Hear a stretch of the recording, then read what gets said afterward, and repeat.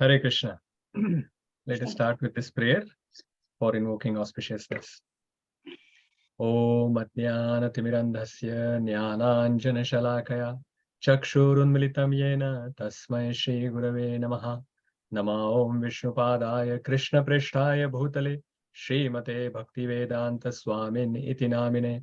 Namaste Saraswate Deve Gauravani Pracharine Nirvishesha Shunyavadi Paschatya Deshatarine. Jai Shri Krishna Chaitanya Prabhu Nityananda Shri Advaita Gadadhar Shivasadi Gaura Bhakta Vrinda. Hare Krishna Krishna Krishna Hare Hare Hare Rama Rama Rama Hare Hare. Hare Krishna. Hare Krishna Prabhu. Hare Krishna. Hare Krishna. So who remembers what we have covered last week? We covered, I think, verses from 25 to 38. Yeah, 25 to 38. Quite a lot of verses we covered in the last week's session. What do you remember from that session? Should I? Yeah, Prabhuji? go for it, Prabhuji. Mahendra Prabhuji.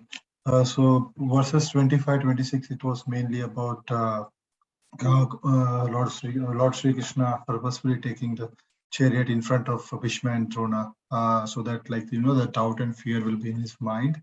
Yes. In verses 26, we talked about those 5 different generations, including Duryodhana and his son as well. Yes. Then from 27 to 30, we talked about the compassion. The first reason why Arjuna didn't want to go for the war. Sorry. I guess you also mentioned the story about the Gandiva. Interesting story to know about his vow and what happened when Yudhishthira was defeated by Karna. It's good to know. And one of the lessons you mentioned after 30 verses 30 was compassion is a virtue, but compassion for a wrong person at the wrong time is not good. It deviates from the duties. During 31 to 35, you mentioned that we think about our own enjoyment while doing the duty. Then that attachment will deviate us. And that was 31 to 35 was about loss of enjoyment, the reasons for not fighting. 36 to 38 was fear of sinful reaction. You also mentioned about those 6 kind of aggressors, like the poison giver, one who set fire to the house, one who attacks with deadly weapons, one who plunder riches, one who occupies another land, and one who kidnaps a wife. So the last lesson you mentioned was we think about our own suffering while doing the duty, then the attachment or aversion will also deviate us. Excellent summary, Mahendra Prabhuji. Well done. So whatever I wanted to cover in the summary you have covered, and very succinctly, just in 3 minutes. Well done. Very good. So I will not actually spend any more time on summary then. We'll just go ahead. So we saw these reasons for fighting, and the 3 reasons we have covered last week, which were compassion, loss of enjoyment, and fear of sinful reaction.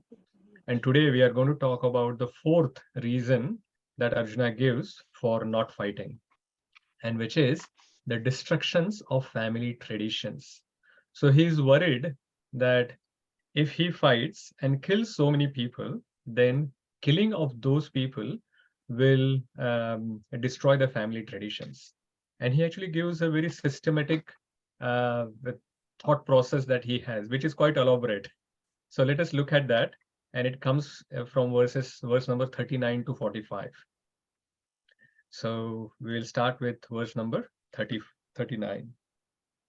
Kulakshay pranashanti kuladharma sanatanaha dharme nashte kulam krishnam adharmo bhibavatyuta. Who wants to read the translation for this? Number 39. Yeah, Ram Mohan Prabhu, please go ahead. With the destruction of the dynasty, the eternal family tradition is vanquished, and thus the rest of the family becomes involved in irreligion. So Arjuna is actually now giving this, as I was mentioning, an elaborate thought process. So the first thing he's saying, with the destruction of the dynasty, how the dynasty is going to get destructed? Because he has already explained that there are so many different people that he's seeing, and 5 generations he's able to see on the war field. So if all of these people are fighting with each other, then these 5 generations, it is possible that these 5 generations will get killed in the war. Now, if all of these people who are getting killed, like 5 whole generations are getting killed, then the dynasty is getting destructed. And what is going to happen if the dynasty is getting destructed? He's saying, if the dynasty is getting destroyed, then first thing, like if the superiors, all of these people are getting killed, 5 generations, then the family traditions are getting stopped. How these family traditions are getting stopped? Because what happens is, every family has some particular traditions that they are doing. And then grandfather passes on to the father, father passes on to the child, child passes on to his sons. Like that, the traditions are passed from generation to generation. But suddenly, in a family, 5 generations are wiped out. Then who teach the children? It will not be possible. So that is why Arjuna is saying that if the superiors are killed, this dynasty is destroyed, then the family traditions will not be passed on from generation to generation. And because of that, the traditions will stop. Not only that, what will happen is the family will become involved in irreligion. Because if you do not know what is religion, what is irreligion, then people will start doing whatever they want. And especially, Arjuna is worried about that, say, suppose Arjuna fights this war, and he's thinking that he's doing a sinful activity by killing his elders, by getting involved in the war. And he is worried that if who other people are looking at and who other people are following, if they see that I am actually becoming irreligious, and not only Arjuna is becoming irreligious, they will think that Yudhishthira has become irreligious because he has fought with his elders and killed Bhishma and Drona like that. And then they will think that, hey, my king is not religious. Why I have to become religious? So if they are doing irreligious activities, I can also do irreligious activity. And then that is how the irreligion will increase in the family, in all the families in the kingdom. And he is worried about that. Then he is actually going further. What will happen if the irreligion increases in the family? So then we'll read the verse number 40. Adharma bhibhavat Krishna pradushyanti kulasriyaha srishu dushtashu varshneya jayate varna sankaraha. Who's reading? Yeah, Mantramulam Prabhu, please go ahead. When irreligion is Then, prominent sorry, the next one Neeraj Prabhu can do, and then next one Sudharma Mataji can do. Yeah, Mantramulam Prabhu. when irreligion is prominent in the family, O Krishna, the women of the family become polluted, and from the degradation of womanhood, O descendant of Rashni, comes unwanted progeny. Now he's saying that now in the family, if the irreligion is increasing, then women who are supposed to be protected, they will also start thinking that, okay, the men in the family are irresponsible and they are irreligious. What is, like, why I should remain religious? So there will be free mixing between men and women, and then women will become polluted. And the pollution of the women happen because of 2 things: when there are irresponsible men and unchaste women. So when these 2 come together, then what happens is, he's saying that there will be Varna Sankara. Varna Sankara means unwanted progeny will come. And here the unwanted progeny is not the Kali Yuga thinking that when the men and women are coming together and say, suppose the birth control measures are failed, then the progeny that comes is an unwanted progeny in Kali Yuga. But that is not the meaning of unwanted progeny or Varna Sankar here in Bhagavad Gita's perspective. In Vedic times, the children are supposed to be with higher consciousness. So when the children are born with lower consciousness, then that is called Varna Sankara.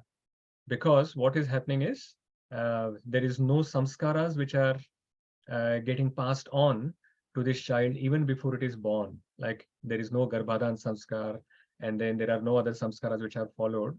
And that is why the children which are born, which will be of lower consciousness. And why they are called unwanted?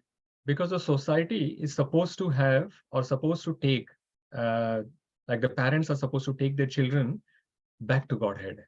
Their responsibility, the parents' responsibility is that the children should take up the spiritual process, they are trained properly, and then they go back to Godhead or to the spiritual world.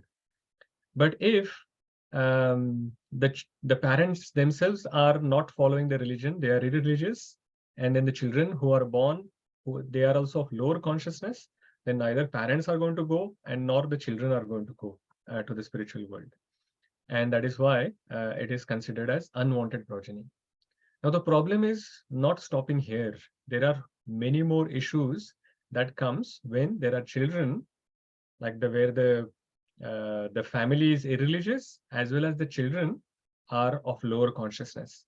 So there are three major things that that Arjuna is actually highlighting, which happens when when Varna Sankara is happening.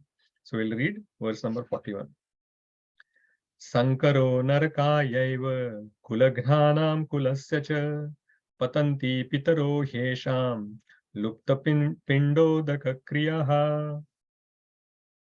Yeah, Neeraj Prabhuji. Hare Krishna, Prabhuji. Hare Krishna.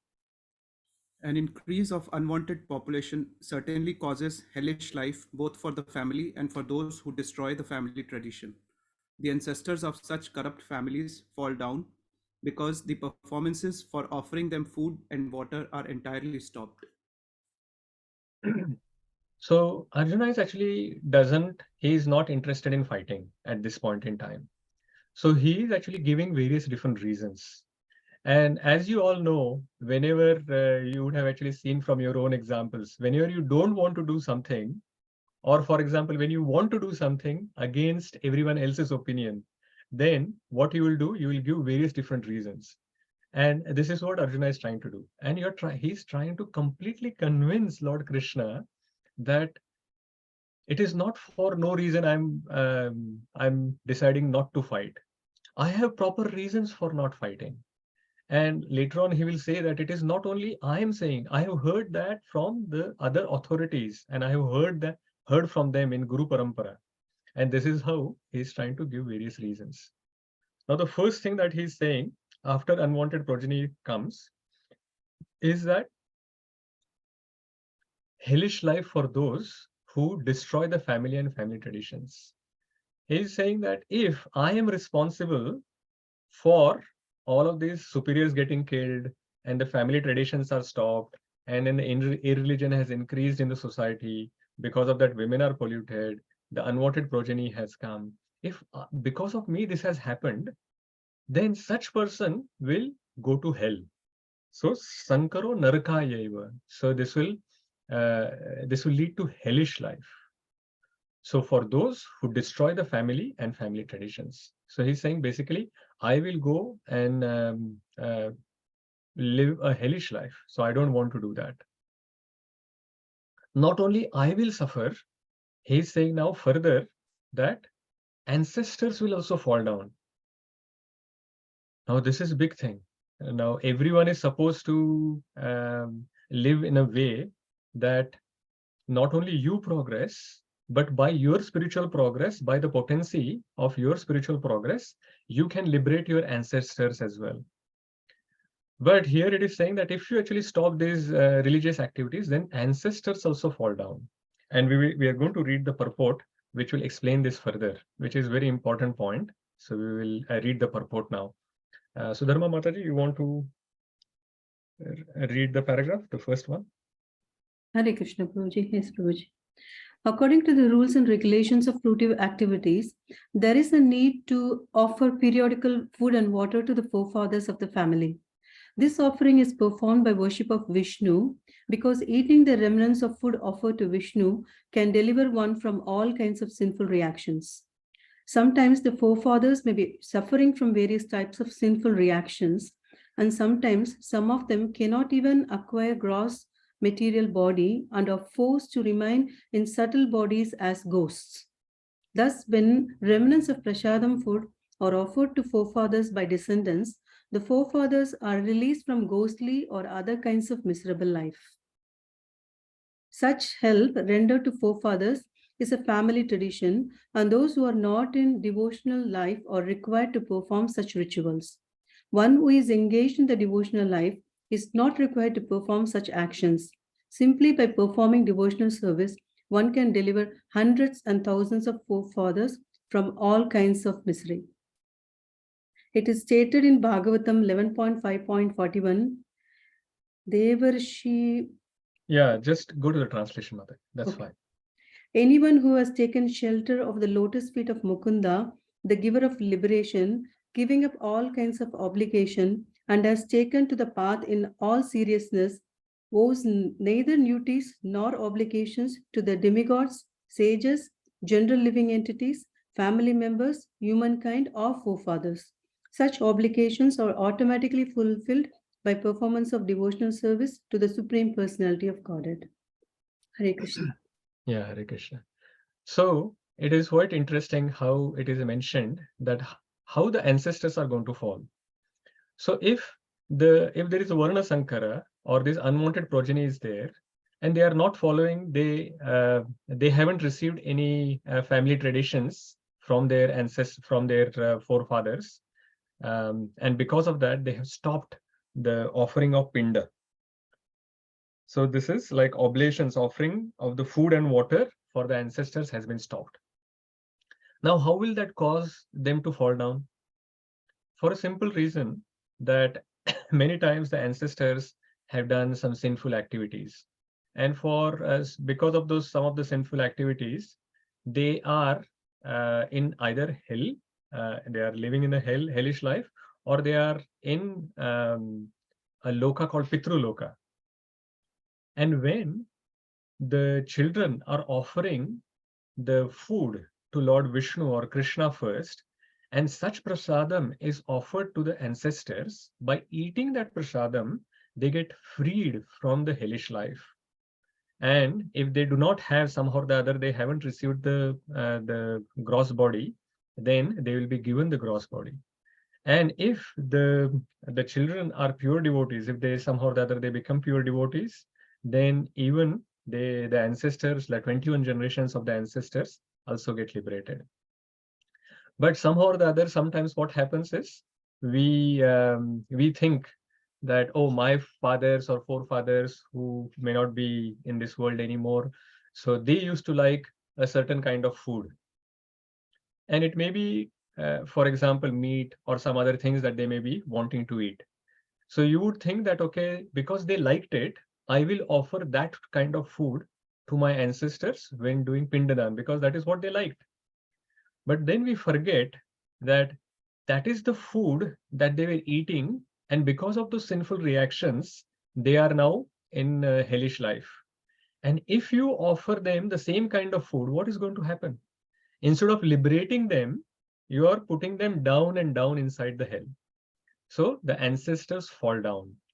So this is what we do. So when we are doing Pindadan, or when you're offering this food and water to the ancestors, at that time, you have to actually cook food which is in mode of goodness.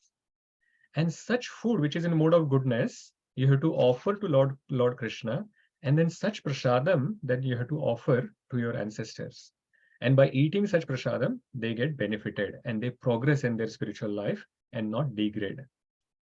But then Srila Prabhupada goes further in the purport, and he explains that if you are actually doing devotional service or following the process of bhakti yoga, then all of these karma kandi activity are not required to be followed, because such person becomes freed from all these responsibilities.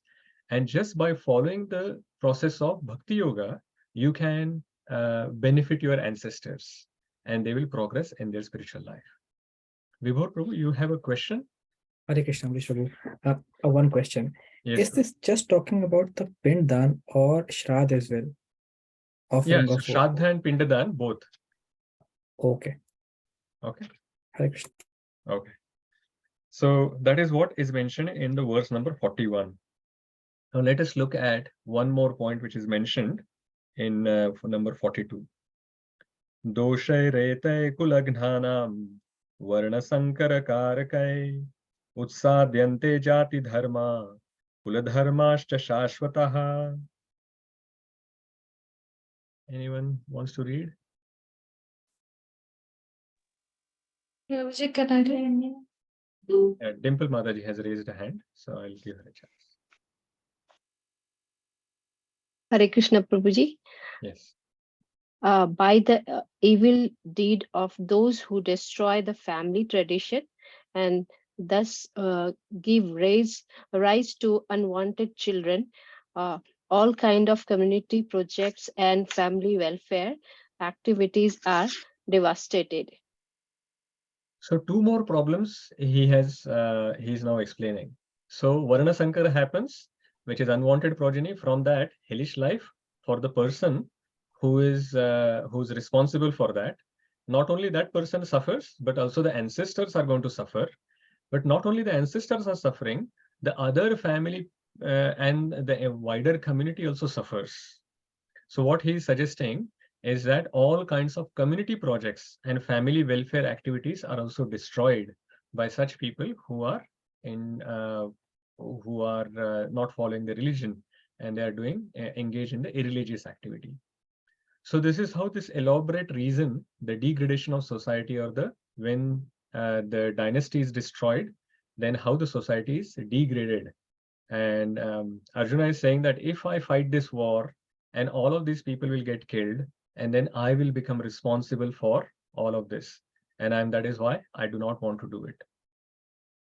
But going further, he is now wanting to say that, as I was mentioning earlier, that he's trying to say that it is not I who is saying all of this, but I have heard all of these reasons from the disciplic succession. So let us see what he is trying to say here. Verse number 43.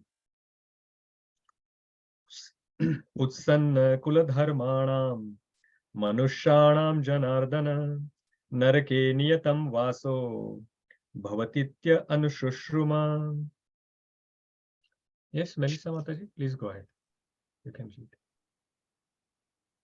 O Krishna, maintainer of the people, I have heard by disciplic succession that those whose family traditions are destroyed dwell always in hell.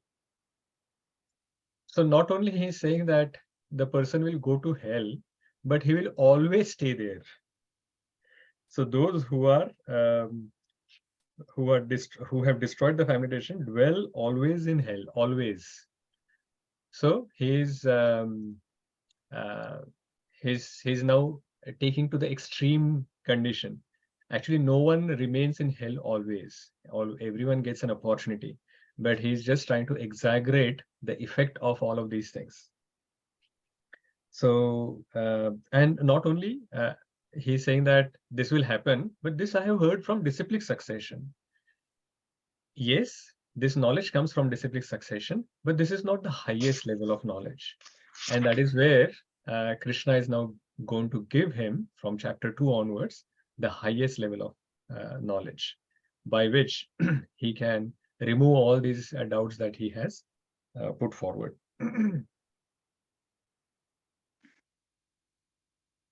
Let us look at the next verse. But before we actually look at the next verse, let's look at a learning from this entire scenario that Arjuna has given.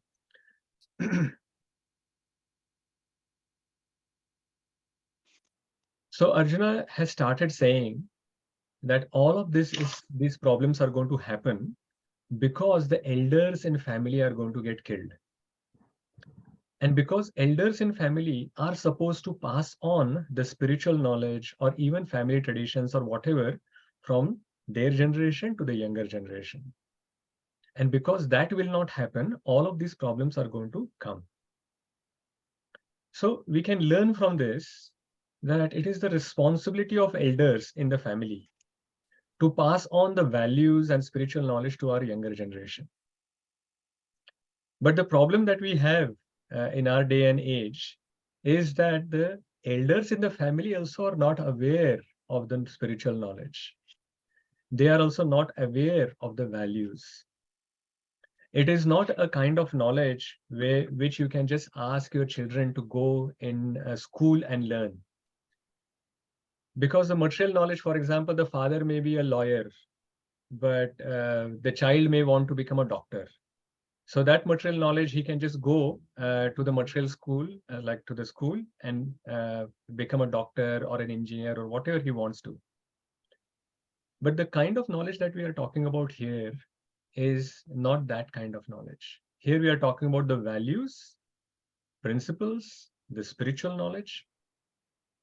And generally this kind of knowledge, especially values, are learned by seeing. So the children will look at the people around them and see what kind of values they are following. We may be actually giving a different value, or we are trying to pass on a different value to our children by our words. But they will not learn the values through words, but they will learn them from your behavior. And this is the challenge that we have. It is our responsibility that first of all, we understand the spiritual knowledge and implement that in our life, show that by our example that what values we are projecting, and by looking at that and by giving that knowledge then to our children, they will actually learn this. For example, a simple thing. If say suppose the father is smoking, and then he teaches to his children that smoking is not good, smoking is injurious to health, so you should not be smoking. The child will think, hey, my father is saying that the smoking is injurious to health, but why he's doing it? Really, actually, there must be some interesting thing in the smoking activity. That is why obviously my father is doing it. But somehow or the other, he is wanting to stop me from having that fun. That is why he's asking me not to smoke. I will just try smoking and see how it works out.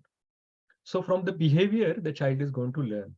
But if the father is not smoking, and if he tries to teach his children that smoking is not good, don't do it, then they will see, yes, my father is also not smoking. And that is why he will have that faith or belief in in the father's word. So this is very important. It is the responsibility of all of us to learn the knowledge of Bhagavad Gita, implement in our life, and showcase those values through our personal example. And that is how the next generation is going to learn this from us. Many times when we run these programs, sometimes the parents come and say that we want our children to learn this. And we say that you also come, we also have programs for adults. They say, no, we are a little bit busy, but we want our children to learn. And we sometimes accept, but mainly we want both the parent and children to come and learn. And that is the way that both of them can progress. They may see some particular values being passed on in our classes, but if they see that those values are not being exhibited at their home, then the children are not going to progress and not going to take those values. So if we really want our children to progress on the spiritual path, we have to imbibe those values and pass on to them through our behavior. Okay, so we will look at the further verses. Verse number 44. Aho bat mahat papam kartum vyavasita vayam yadrajya sukhalobhena hantum swajana mudyata. Someone had raised the hand. Yeah, Shanti Mataji, go ahead. Alas, how strange it is that we are preparing to commit greatly sinful acts. Driven by the desire to enjoy royal happiness, we are intent on killing our own kinsmen. Actually, this is Arjuna is not wanting to kill those people, right? He's showing compassion. And we can see that Dhritarashtra, from the first verse, we saw that he wanted his children to win the war That means he wanted the Pandavas to be killed. Same thing we saw when Duryodhana started talking about it. He again showed the diplomacy, and he was trying to incite the anger in Drona and all the other warriors from his side. And the whole purpose was that they will fight with their complete might. And by that, they will kill the opposite side. Here, Arjuna is, because of his soft-heartedness, he's trying to actually blame himself for the problem which he's seeing, and this battle is happening. So he's saying that I want to enjoy the royal happiness, and that is why we are going to kill all these people on the battlefield, and I don't want to do that. Let us look at verse number 45. Yadi mam apratikaram shastram shastrapanayah dhartarashtrarane hanyus tanme kshemataram bhavet.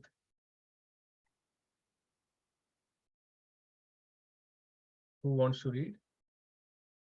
Yeah, correctly, Mataji, say it, Prabhu. Except for me, the sons of Dhritarashtra, weapons in hand, were to kill me unarmed and unresisting on the battlefield. So now he is going to further extreme. He is saying that I'm not going to fight, and that means I'm not going to lift the weapons. And the code of war is that if someone is unarmed on the battlefield and he's not willing to fight, then the warriors should not be killing them. That is the point, that they should not be actually trying to kill those people who are not wanting to fight. But here he's saying that I know that these principles, but it is possible that Duryodhana's side, they will not follow these principles. So even if I'm not fighting, I have put down my weapons, I know that they may wanting to kill me. So he's saying that is fine. I'm still okay. Even if they want to kill me unarmed and unresisting on the battlefield, still it is okay. I will accept that.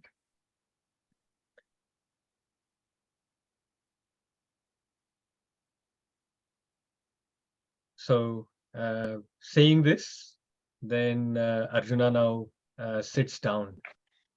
He's keeping his bow and arrows aside, and this is what is then Sanjay is explaining to Dhritarashtra, because there is an action happening on the battlefield. These are not words, but this is some action is happening on the battlefield. So that is why this last verse Sanjay is explaining. Sanjay uvacha eva muktarjuna sankhe rathopastha upavishat visrujya sasharam chapam shoka samvigna manasaha. Who wants to read this last verse of first chapter? Prabhu, can I read, please? Yes, Ashoka Mataji, please go ahead. Sanjay said, Arjuna, having thus spoken on the battlefield, cast aside his bow and arrows and sat down on the chariot, his mind overwhelmed with grief. Hare Krishna, Prabhu. So Sanjay is saying, Arjuna, having thus spoken on the battlefield. So all of these reasons have been given by Arjuna. He has cast aside his bows and arrows and he has sat down on the chariot. Now the fighter has to stand on the chariot when he's fighting. He cannot sit and fight. He wants to actually shoot arrows. So he was standing, and suddenly now he has become shoka savigna manasaha. His mind has become overwhelmed with grief. And because of that grief, and we have already seen when we were talking about compassion reason, we already saw that his body was completely shaking. He was not able to stand. And that means now he has completely lost the strength in his body, and he has sat down on the chariot. He has kept aside the bows and arrows, and he's saying that I'm not going to fight. And this is where Sanjay is explaining to Dhritarashtra. So in the beginning, we were talking about how Dhritarashtra was asking a redundant kind of a question, that Mamaka Pandava. So both of them, they are they have actually assembled on the battlefield. And after being assembled on the battlefield with a desire to fight, what did they do? And we were talking about what kind of this question, what kind of question is this? That they both are there for fighting and they have assembled already on the battlefield. Of course, they are going to fight. And we were talking about there were quite a lot of doubts in Dhritarashtra's mind that even though they have come on the battlefield for fighting, there is a possibility that something else will happen and this war may not happen. And as Sanjay is explaining, exactly that. Right at the beginning of the battlefield, Arjuna, who's one of the main warriors, is now saying, I'm not going to fight. He has already cast aside his bow and arrow and he's saying, and he has sat down on the chariot. So this is the problem that we see. That even by looking at Arjuna's problem, we may think that, oh, we are not in this kind of situation. We are not on the battlefield. And Arjuna, of course, there were so like he was in such a difficult situation that he had his own friends, his own relatives, his teacher, and his loved ones like Bhishma. So they were in front of him. But we are never in that kind of situation. So how is this applicable to me, this situation and this Bhagavad Gita? And we see that also when Arjuna was faced with the situation of the problem, then Arjuna chose to run away from the problem rather than trying to solve it. He said that I'm not going to fight. And in fact, in the second chapter, he says that I'm even ready to go begging, but I don't want to fight this war.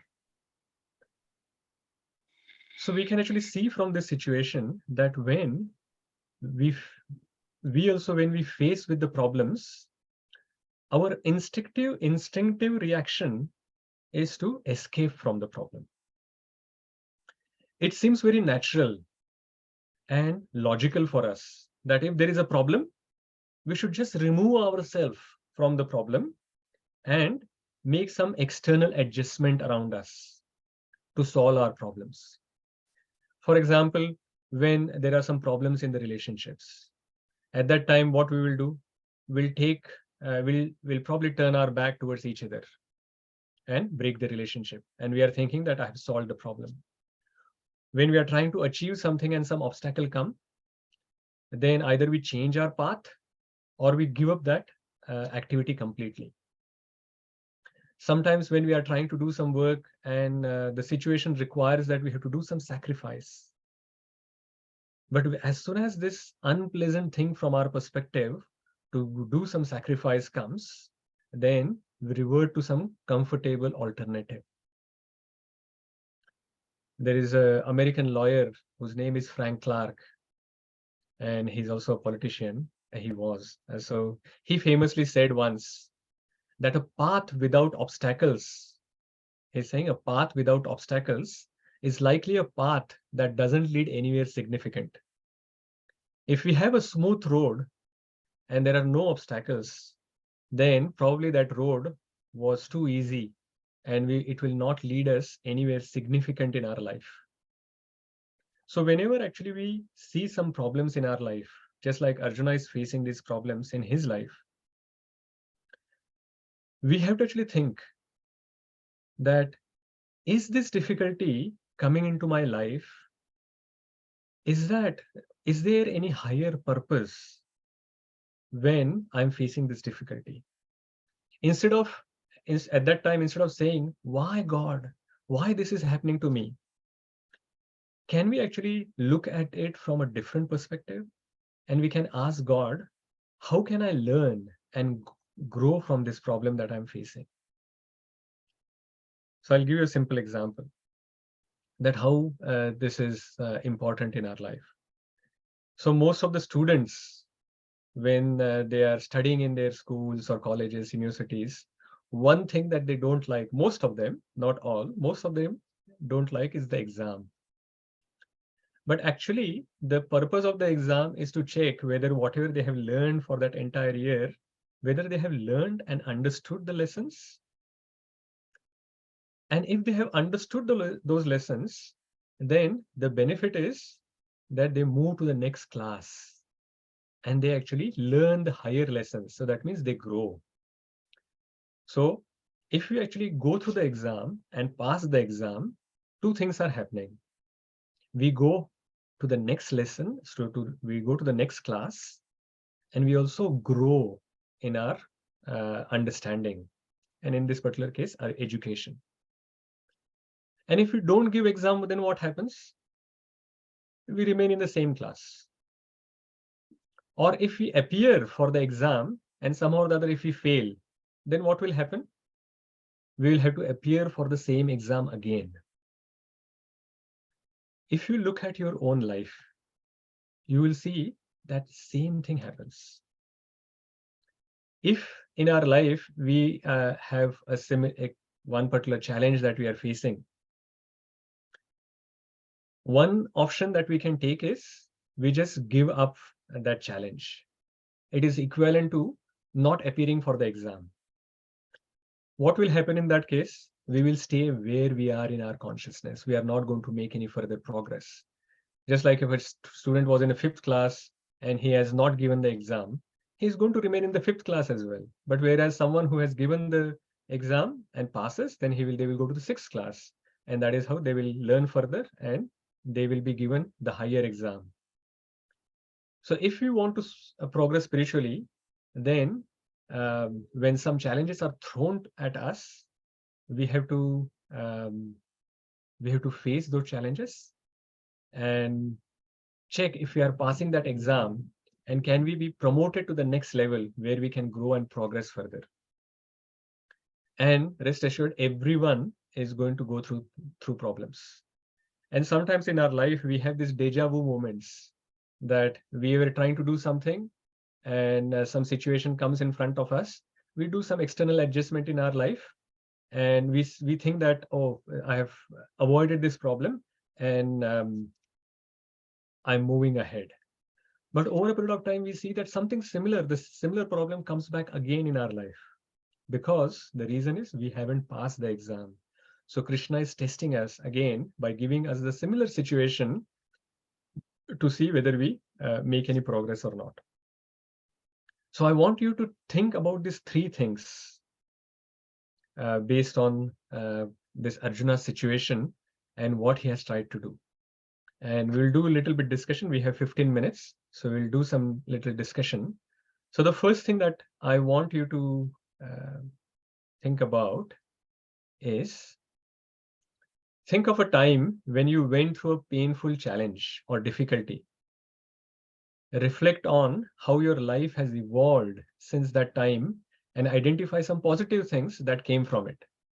I'll give you 2 minutes to think about anything that has happened in your life, which was at that point in time, it was quite challenging, quite difficult for you to go through it. But now that you have gone through it and you are looking back towards that challenge, you see that there are quite a lot of positive things which have happened and you can identify those now. So I'll give you 2 minutes to think about it. And if some of you wants to share, then we will learn from it.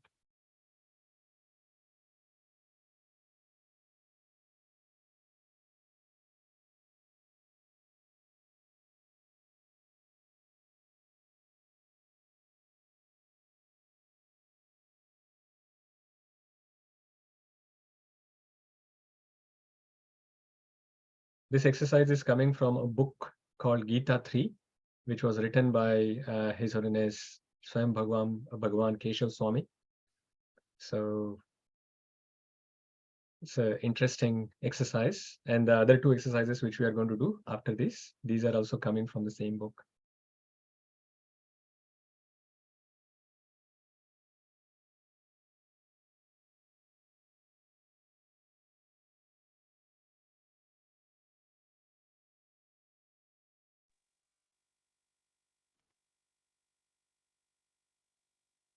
Anyone wants to share any situation where at that time you were thinking that it is such a challenge, such a difficult thing to go through, but you have learned from it, you have grown further.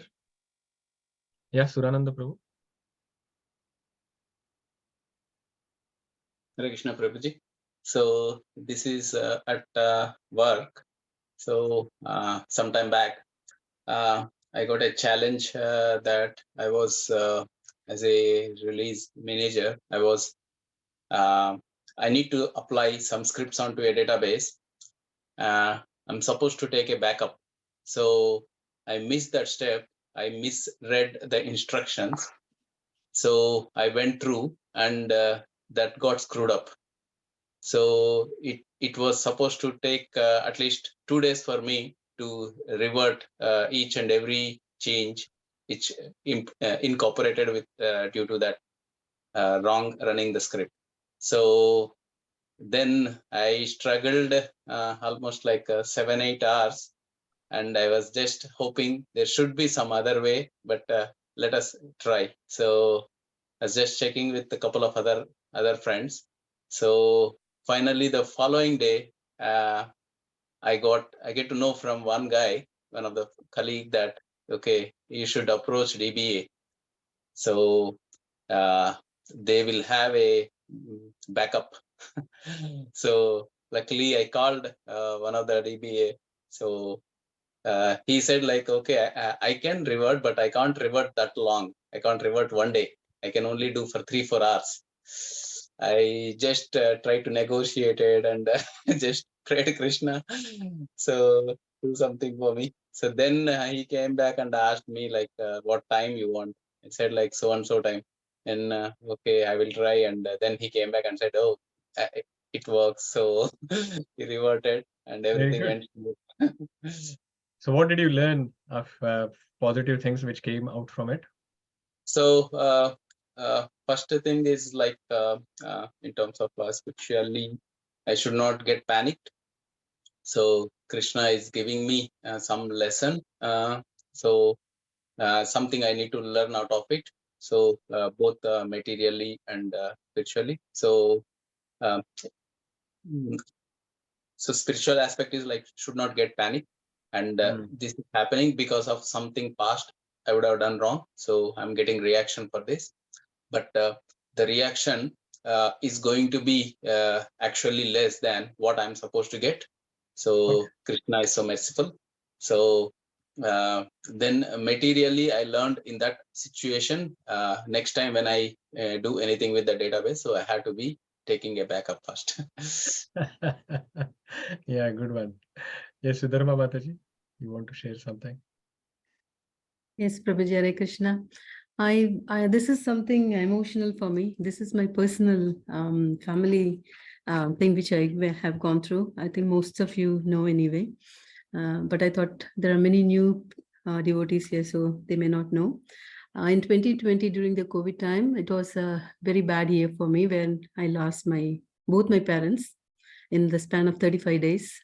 Unfortunately, I had just been back from India in February, and September, my mother passed, and October, my father passed. I'm the only child, so it was a devastating time for me. I couldn't travel back at all because there were no flights at the time. It was a huge decision, like, or like I was going through a bit of a breakdown at the time. I was thinking like, I'm going to be, I'm not strong enough, or I won't be able to, concentrate. I'll be totally mourning about what I have lost in my life, most important things. But looking back, I feel like thanks to the knowledge which I had been given through my gurus, Shiksha Gurus, Bhagavad Gita, which because I had already been, through reading of Bhagavad Gita and the knowledge imparted to me, I think, and also the association of devotees. For some time I was feeling like I don't want to go anywhere. I just wanted to be at home. I don't want to see anyone. So, but because of devotees association, I felt like, I could actually come over that big loss in my life. I continued to go to JOST. I continued to meet the devotees. I continued to listen to the lectures, and it was actually, making a lot of changes in me, and then to accept the reality. So that's the reflection. So though we are attached, but we read so many things, but when we are put to the actual test, many times we fail. So we have to keep, actually, as you were saying, we are put to test every time so that we can pass the examination. So it was a big challenge for me, but thanks to the help of the devotees only, I could survive the whole thing. So I said, like, that's my reflection on that. So scriptures, though we read, when we the situations come, we practically apply. That's where we are able to learn a lot. So it was really a difficult situation in your life. I remember that, Mataji. And yeah, I think that was a very interesting reflection as well, and the positive side of practice of Krishna consciousness and the bhakti process, how it helps us and how Krishna helps us in our life. So it is not that the difficult situations or challenges will not come in the life of devotees. They are going to come in everyone's life. But what is beneficial for practicing Krishna consciousness is that we get strength from the Supreme Lord to pass through and to go through that challenge. So, so we can overcome those obstacles by the help of the Lord and his devotees. Anyone else wants to share anything? That's okay. Okay. So the second situation is very similar, or the second exercise is very similar, but it is not about the past. It is about the present. So this exercise is, think of an uncomfortable situation or problem you are currently facing. Can you reflect why you may be experiencing this and what lesson you could learn from it? If you learn these lessons, how would your life improve? So we can actually see now from the past experiences that at that time when you are going through the situation, you couldn't see anything positive in it at that point. But reflecting back or looking back, you can see how you have grown spiritually and how it has helped you. So you can actually use that knowledge and experience to now think about any current uncomfortable or problematic situation that you are in and see, can you actually learn something from here, from this current situation? So this is not an exercise that I'm going to ask you to tell or share with everyone. So this is a question you go and think about. So this is the food for thought for all of you. And the third exercise is also similar. This is the exercise called deja vu. Think of a recurring situation that you find yourself facing again and again. Can you identify a lesson that you failed to learn, which may be causing this to reappear? So what it means is, you're getting the same exam in your life again and again, again and again. That means you're not passing that exam. So what is the lesson that you haven't learned from that situation, which if you learn, then you can actually go to the next level. This situation will not come in your life. Again, you can think about maybe some relationship struggles that you're facing, or any financial issues, or physical ailment, or emotional challenges, many things that actually, if you look at your life, you sometimes feel that, hey, this kind of situation I have already faced in the past. How come this situation has come again? And after some time, again, you think that, oh, something similar situation is coming into my life. So I would just think about, I would just request every one of you to think about such situations which are coming again and again in your life, and see what lesson Lord Krishna wants you to learn, and which you are currently failing to learn. And if you have learned it, how you can progress. So this is where we end our first chapter. I have kept this 5 or 6 minutes in the end to summarize the entire chapter. And I'm requesting all of you to summarize this. And if you have any questions, then we can take those as well. So what have we learned from chapter 1 of Bhagavad Gita, which was entitled Observing the Armies on the Battlefield of Kurukshetra? Anyone wants to share what you have learned from this chapter? And maybe one point each you can mention instead of giving the entire summary.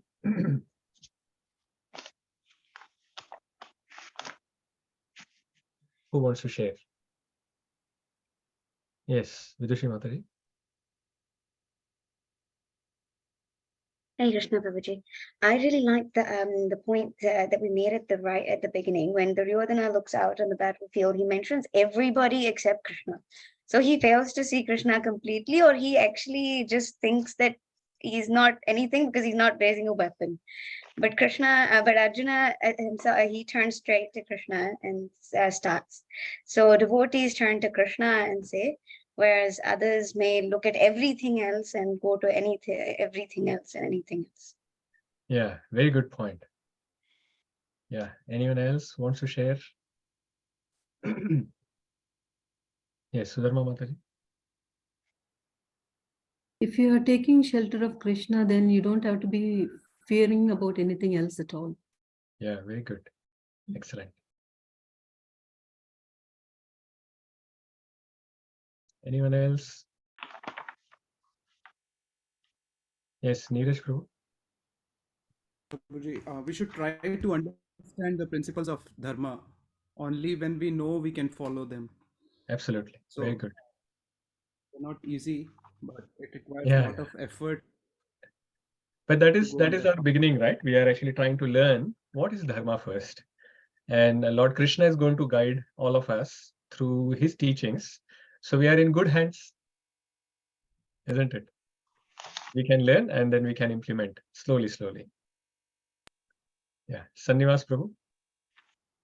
Yeah. When we satisfy the senses of Govinda, then our senses are also satisfied. Very good. Excellent. Surananda Prabhu. Krishna Prabhuji. Krishna's devotees are always wanting to serve him, and he also loves to serve his devotees. Yeah, good. Ram Mohan Prabhuji, Anuradha Mataji. Prabhuji, if we take the shelter of Krishna, we have nothing to fear. Yeah, that was covered earlier. Mahendra Prabhu. Yeah, Prabhuji. Couple of things. One is like don't get attached to materialistic things. That's overall summary for me. And what I liked really is that what we need to learn from Bhima, which is like first deserve, try to be qualified, and then desire. Excellent. Very nice. Sunil Prabhuji. Hare Krishna Prabhuji. It's about bhavarok, material attachment. Start observing whether you are affected by bhavarok, attachment of me and mine. And observe if you are counting Krishna on your side, you depend on all the material things that you have accumulated. Yeah, very nice. Good. Anyone else wants to mention? Sudharma Mataji, you have another point? Yes, Prabhuji. This is for the last class we learned when we are doing the fear of sinful reaction. When we think about our own suffering while doing the duty, then the attachment or aversion will deviate us. Yes, absolutely. And we saw some examples as well, that if we are, while doing our duty, if we get attached to something good that is coming, or some sacrifices that you have to do, or some difficult things that you have to go through, if you are attached to something good that you are going to get, or you're having aversion of those unwanted things that you have to go through while you're doing your duty, then just because of that, you may actually get deviated from your duties. Yeah. Surananda Prabhu. Lord is not going to give you what you want, but what you deserve. Yes. So we may want everything, but Lord Krishna is sitting in our heart. He knows exactly how much we deserve, and he's going to give only that much. Okay. Ramakrishna Prabhu.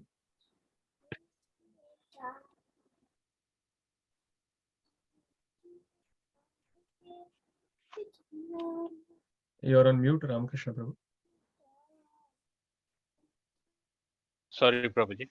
So from Krishna being a chariot driver, we can learn from, as Krishna is Bhakta Vatsala, so we have to learn to serve the devotees. Yeah, so even Lord Krishna is wanting to serve his devotees. So how much more we should be wanting to serve Lord and his devotees as well. Yeah. Anyone else who hasn't spoken yet want to share some thoughts or realizations, any points that you have learned?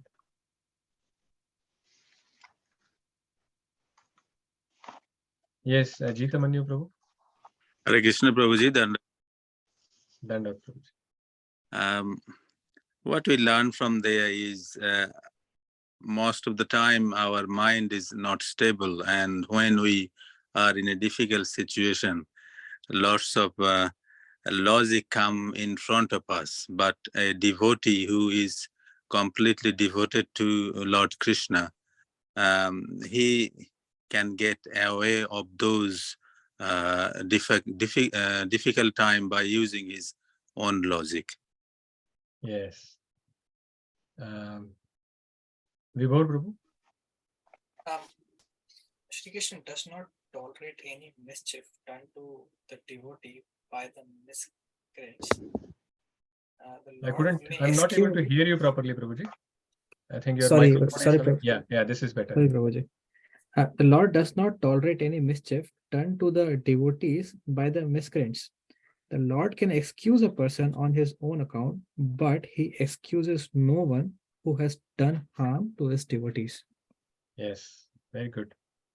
Okay, so many things we have learned just from like the first chapter, and the instructions of Bhagavad Gita hasn't even started. Isn't that interesting? Lord Krishna hasn't even started speaking. So just imagine when Lord Krishna starts speaking in chapter 2, how much more we can learn. So it's already 8:30. Are there any quick questions anyone has? Yes, Sudharma Mataji. Prabhuji, I have this question. This is regarding the offering of pinda to the forefathers.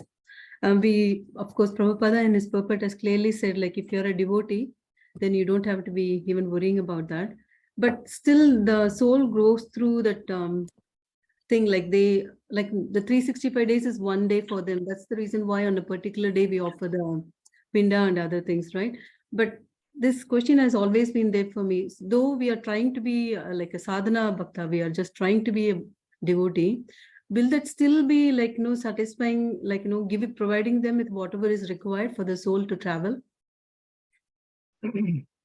So if you really want to do, see, so the whole purpose, as you could actually understand from the purport, the whole purpose of doing this ceremony is that if the soul of the ancestors is stuck somewhere because of their own situations or because of their own karma, then we want them to progress from there, and we want to pass on some benefit of bhakti to them.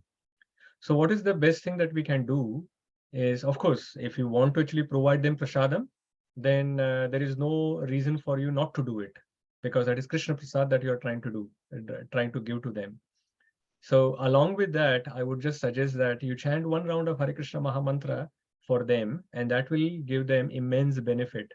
And that will make their progress faster than doing or giving them something which just they like to eat or whatever. But of course, if you want to give them Krishna Prasad, that is not a problem. You can give Krishna Prasad, but as well as if you can chant for them the Hare Krishna Mahamantra 108 times on the Shraddha days or other days as well, that will be very beneficial for them. Thank you, Prabhu. Melissa, you have some question? Yeah, I have a question about going through pain and suffering. How do you know whether it's a situation where you're challenged with lots of pain and suffering, whether it's that something that you're meant to endure or something that you're actually meant to just give up, and so that you can surrender more to Krishna. So just trying to repeat the question, just to make sure that I have understood it. So you're saying that when you're going through the pain and suffering in our life, how do we know that we have to actually just avoid that pain and suffering, or we have to go through it? So which path to take and which path is the right one? Is that your question? Yeah. Okay. So this world, actually, when we go further in Bhagavad Gita, then we will understand that Krishna says that this world, this material world, is called Dukhalayam, Ashashvatam. So Dukhalayam means this world is full of miseries or full of problems. So no matter what we are trying to do, whether you're trying to progress spiritually or you're trying to progress materially, anything you try to do, there are going to be some challenges that you're going to face. And without going through those challenges, you are not going to make a lot of progress. You can avoid the problem once or twice. But if you actually see that the same problem is coming again and again, just like that example that I was talking about, the student can avoid an exam. But if he keeps avoiding that exam, he's going to remain in the same standard. He's not going to make any further progress.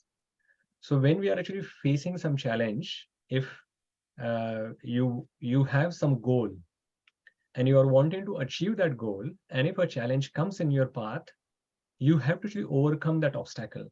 Only then the goal will be achieved. So there was another great quote that I read some time ago. I don't remember it verbatim, but it said something like, you will only see the obstacles when your eyes are not set on your goal. So if your eyes are perfectly set on a goal, then all the other things which are coming on your way, you will actually just overcome it because you want that goal to be achieved, right? So for example, if someone who wants to sing nicely and they want to be a very wonderful singers, then everyone else will be eating ice cream, but they will not eat ice cream because they want to actually preserve their throat and they don't want to get cold or cough like that, which will affect their singing. So that is why that may be a challenge for them, that there is a temptation. Everyone else is eating some nice stuff around them, but they cannot eat. So they have to sacrifice that. But that is for a higher goal. If that goal is not strong in their mind, then this will become a big challenge. But if the goal is very strong, they will say that, oh, this is nothing. It is just some small thing, some small obstacle, and I can just cross over it. So it all depends on what you want to achieve in your life. And if that goal is set in your mind properly and it is fixed up, then all these things which come in your way, they will not matter. Is that making sense? Yeah. Did it answer or not? Pardon? Did I answer your question? Yeah, I feel like it has been. Yeah. Okay. All right. Any other quick questions? Okay, so we are going to start chapter 2 from next week. Actually, next week. What is the date next week? Sorry, I should have checked this. No, Prabhuji, next week it is not possible because we have sessions. Oh, yes, that's right. Correct. So next week we are not going to have a class because His Holiness Vedavyas Swami Maharaj is going to be here in Wellington. So there are lots of programs which are arranged. So next week we are going to take a break for this class, but we will resume the classes again from the next to next week. And we will start second chapter at that time. I'm going to actually post a Kahoot quiz in the group. So you can all look at those questions and try to answer individually. Okay. Hare Krishna. Yeah. There is a session on Saturday morning. His Grace Amarendra Prabhuji's online session. So you can mention about that as well. Oh, yes. On Saturday morning. 8 a.m. 8 a.m., we have His Grace Amrinder Prabhu, who's going to talk about developing Vaishnava character. So Vaishnava qualities, and he's going to actually take a wonderful quality to explain to all of us, which is quality of humility, how we can develop humility in our life. So Amrinder Prabhu is a wonderful devotee. He is an excellent speaker, and from childhood he has been following Krishna consciousness. I will actually post the lecture, sorry, the poster in the group, so that you know there's a different link for Zoom. So you follow that Zoom link to attend. It will be one hour 30 minutes or so. So 60 to 90 minutes lecture. Don't miss it. There is also another lecture which is coming from His Holiness Swayam Bhagwan Keshav Swami, another wonderful speaker, wonderful devotee, very advanced, and don't miss that chance to hear from him as well. So the details will be on the poster, which I'll post in the group. So please attend that as well. Dimple Mataji, you have raised your hand. Do you have any questions? Yeah, Prabhuji, for Saturday session, do we have any recording for that? Because Saturday might not be able to attend that. Yeah, so we will be recording Amrinder Prabhuji's lecture as well. So yeah, if you miss it, then you can hear it offline. But I would just suggest that whoever is able to attend in person. Okay. Hare Krishna. Online. Prabhupada ki jai. His Grace Srimad Ambarish Bhagavad Maharaj Gita Prabhu ki ki jai. jai.